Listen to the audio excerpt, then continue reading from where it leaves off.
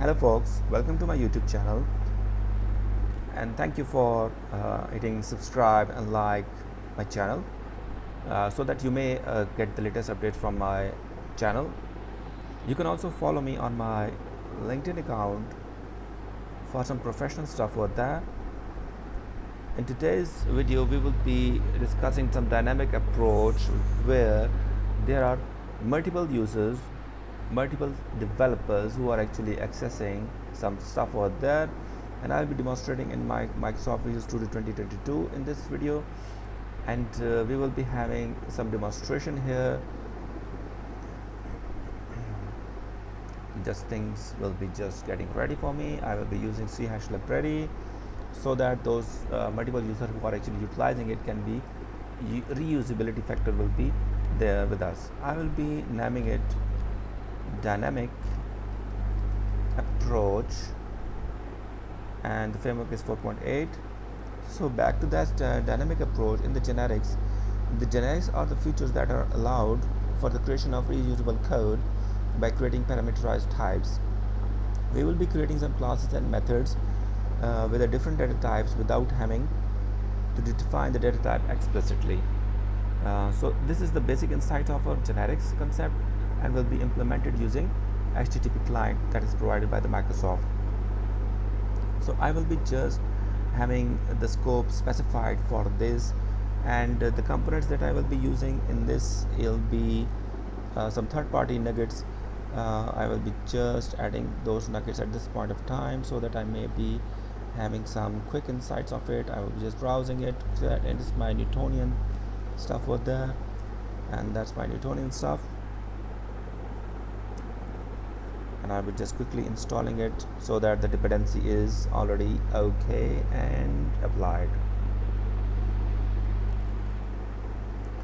So I have included that in my project now, and I will be just renaming this to my sov.component.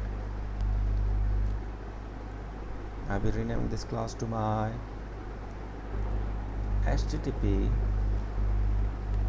client SOA, service oriented architecture, and that class shall be static so that I may be using it from ease of use, and the scope is also during that calling methodology. I will be using some user stories to demonstrate this video to you. So there will be some service name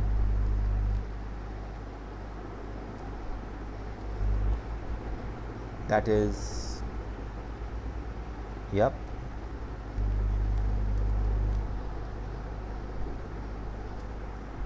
So from the user story we have got some service name, and there will be some service URL, but I will name it service URI for the sake of identifying this in my project well.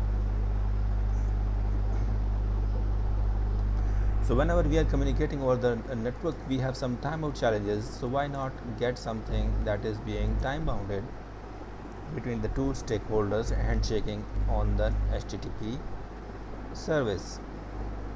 And I will say that it's my timeout factor that I will be enforcing and checking all the time. We have some header components before we communicate to the other services, and those headers are ensured to define the communication type and other type of things. So I will be just using dictionary here to specify my headers things. So those headers will be provided by the generic implementation methodology adopted by the developer and anybody else that who are using it. If we have some HTTPS certificates, then it's good to have, but from my point of view, what I usually face is there is some HTTPS certificate challenges. So I will be introducing some skip certificate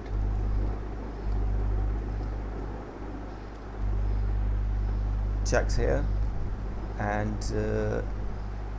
I will also be ensuring that if there is something that is being done from those skip certificate headers and timeout things, there will be another approach, that is service point manager approach. So why not implement that service point manager approach in this methodology, and we will be using SPM continue 100 to get some things more introductive and more convenient in our communication. So we will be using some public static another stuff that is more more likely to happen is this, that when we are just trying to publish these services, so we also need some security type of things. So the security guy will pop out in this time, and we will be discussing those things with our security people, that why not we should be implementing some security stuff at the time of we have some user stories, and the protocol shall be defined at this time, that will be more of transport layer security protocols. So we shall ensure those protocols at this moment when we are actually communicating with the with our business owner and the product owner. So just quickly run over those things and these user stories. If you have any more user stories, we can talk about it now. And if we don't have any user stories that are being defined on the initial stage, we can use the approach that is being adopted nowadays is Scrum and Agile approach. So we can just go for some iterations and changes and some new stuff introduction in that. So the generic approach will be more helpful to us in implementing those things across the board. So I will be using async here, and I will be using task and object,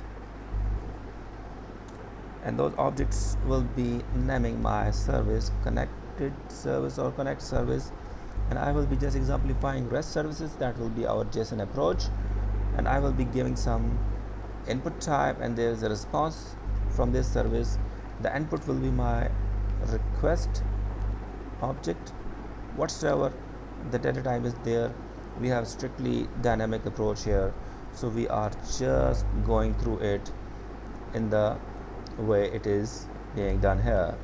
So we have some response object, and if we have nothing to say, we will be just returning null to make things more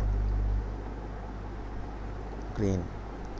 So I will be just introducing try catch block, so that we can catch some nasty stuff here, and we will be introducing some finally block, so that we can do something that is meant to be done before anything goes to the response. So I will be making some receipt diminish here in the catch try block. In the catch block, I will be making some exception diminish, and in final block I will be making some response diminish. So that's the thing which you have scoped now, something to beautify it. So as I said, we are just having some REST type of communication mode, so why not we should introduce our definition at the very beginning. That will be my application JSON for the header inclusion, and when we will be sending the content over the internet, it will be that string format, and I will be expecting the response in the same string format, so I will be just introducing it in that empty string format. So far so good. So now for the implementation thing, I will be using HTTP client, and I will be creating an object of it, and that will be my HTTP client object. That is provided by the Microsoft, not the class I have created, and I will be introducing system.net.http. Then everything sounds good now. So first thing that I will be doing with this component, I will be providing some address,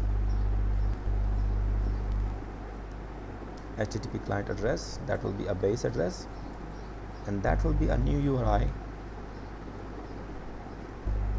that is being defined above, that is being my service URI, and that's good to go. And second thing which we will be trying to do here is our default parameters that we want to have some cleanup there, default headers cleanup. So I will be having accept dot clear. Everything will be clear before starting with my new parameters. So this is the basic implementation that I am just trying to have some communication with those components which are being sent. So another thing that will be introduced here is my default headers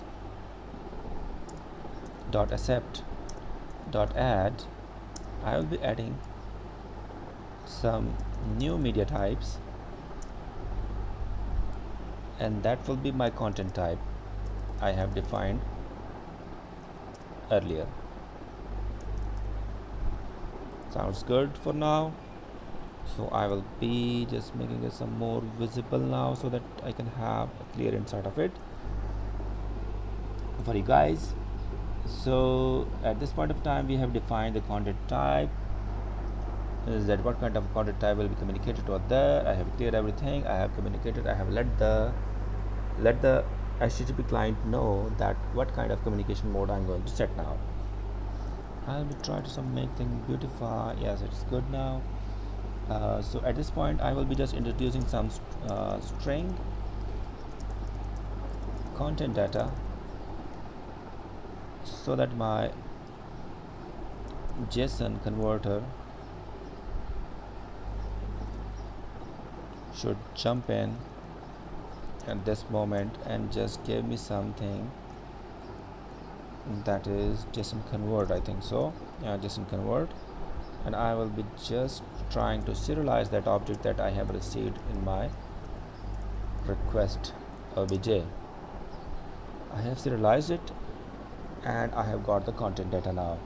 Now what I will be doing, that I have got the string content object, and I will say that any type of contents which I have to pass it on, I will be just instantiating it, and I will be passing that content data,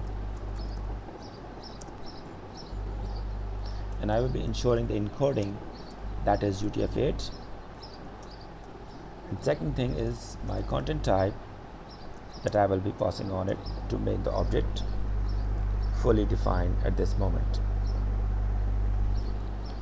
So for now I am clear on this thing and things are perfectly fine now. So what we did at this point is we got the request object, we just made some nasty stuff to make it some string type, and then I passed that to the string content,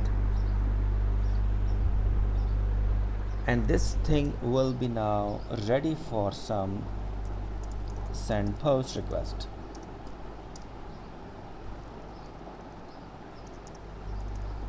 Right, I will just HTTP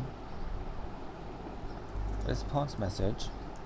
I will just create an instance of it, and I will be awaiting till the time the HTTP client returns me the post async method response from that endpoint, that my service URI and contents are expected to be hosted. And not so fast, I will be also just configuring a wait to be falsified at this moment. So till now I have sent the request to the service URI and I have received the response in my message. So at this stage I will just verify if there is success. So why not go for it?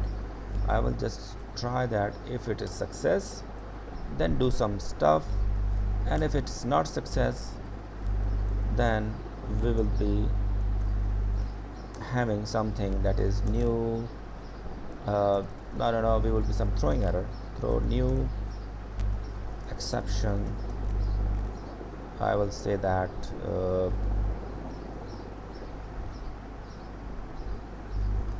status invalid, right? So we have some stuff for that to discuss now. If we get some success, then what we will be doing now. So we have some JSON response,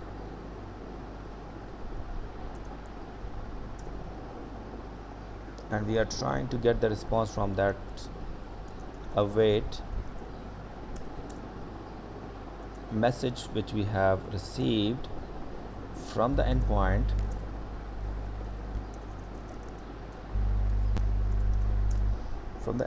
and we will be reading read as string async. Now we are not going to introduce anything else here. We are just going to have that. The definition is pretty much there, so we will not introducing it again now. So we have this implementation here, and we have completed this implementation from that perspective. So we have the message read from this response, the string is read, and I will ensure that string that we have received is actually having something in it, it's not empty, right? So I will be just filling up response object from the JSON convert to deserialize it, whatsoever I have received in the object, to my response object, and that response object type will be my JSON response object that is being received now.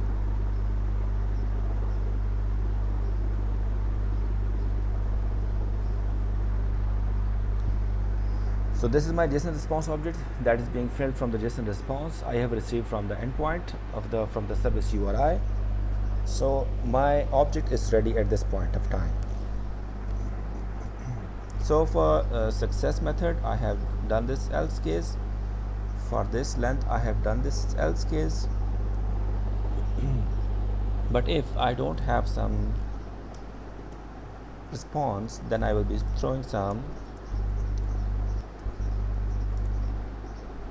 exception here saying that message invalid, right? So far so good. We have received something. Assuming that we have received something, there is no exception. So what we will be doing, we will be returning that response object and everything will be perfectly fine. So far we are good to go with that basic implementation that the HTTP client needs us to be implementing here. So back to my customer requirements, we have service name, we have service URI, we don't have implemented timeout, headers, skip certificate, SPM continue, and TLS security that are meant to be implemented at this point of time. So we will be starting with those things. I will say that my service name is I will say that demo HTTP client. My service name is done. Now for the service URI, we have implemented the service URI. For the timeout purposes, I will be just using that timeout component at the time we have cleaned everything, and we are just transforming those things from the header perspective. So at this time, I will say that if the timeout is there, if it is set, then what we will be doing, we will be just implementing that timeout, that is our new time span, and it will be from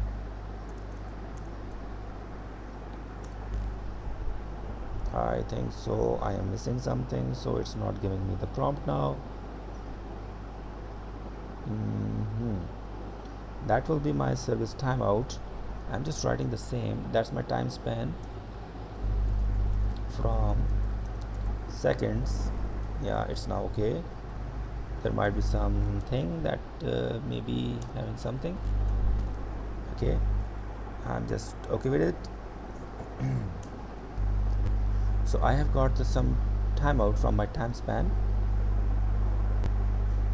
and I have implemented it in this way. The next thing which we are going to have is some headers stuff. Okay, so if we have some headers provided by the users and the count is available there, then why not we shall be looking into it. I'm getting some errors in that, so just I want to verify this thing. It says that the second does not exist, but it exists.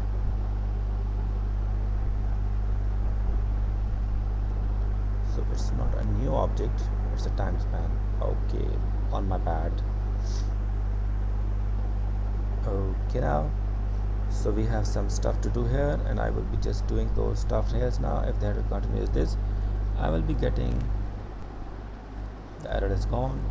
We have some for each, and we have some variable here that will be an item in headers, and those header items will be assigned to my HTTP client, because the time span was the different approach, the approach we are actually using in this, so that object was not meant to be instantiated. So I will be getting item dot key, and I will be getting item dot value. Whatever the value, whatever the key is provided in this collection of the objects, I will be utilizing it. So I will be just making it in some braces so the scope is defined for it. So for now we have implemented our service URI, timeout, headers, and we have now 3 other parameters that are more related to our security and large data posting. So I will be continuing with the SPM continue. The methodology, I will be saying that if we have SPM continue implemented, so we will be HTTP client dot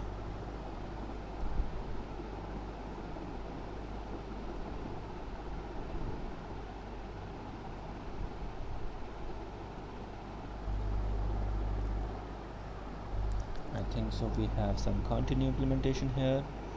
Okay, we have some continue implementation, that is service point manager dot, and I will be expecting it continue, and that continue shall be implemented in this directly. Yeah, I was trying a different approach, and that approach is much better to have. Yep. So there is no use for an if and else block over there. We will be just implementing that continue in a simplest way. That's fine. So the few things that we are working now is our last 2 requirements that are being pushed to us, that is skip certificate and security protocol TLS. So I will be just checking it out if there is skip certificate implemented. So I will be doing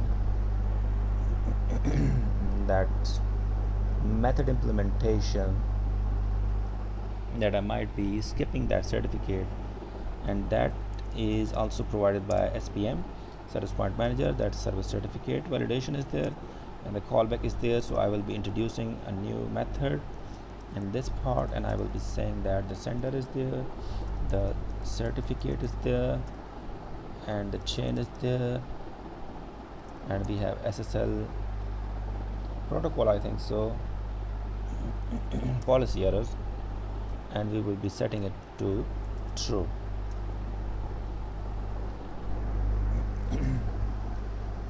Right, so I will be setting it to true if we need that. Okay, and the last thing that we are going to implement is our TLS, transport layer security, and it's an enumeration, so we'll be giving a check to it, and the service point manager will be doing the rest of the stuff. That the security protocol is there, and whatever the value is there in this, I will be just implementing that part.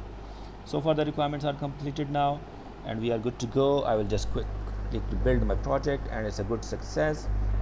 Do not forget to give me a thumbs up and like my videos so that you may be continuing with these things. The thing is ready for me, and I will be just giving you the quick demonstration of this video how we can consume this class and some other components. We will be just providing this input, and these input parameters will be required if we are just utilizing those things now. So for this video, it's good to have. See you in the next video. See you. Bye bye.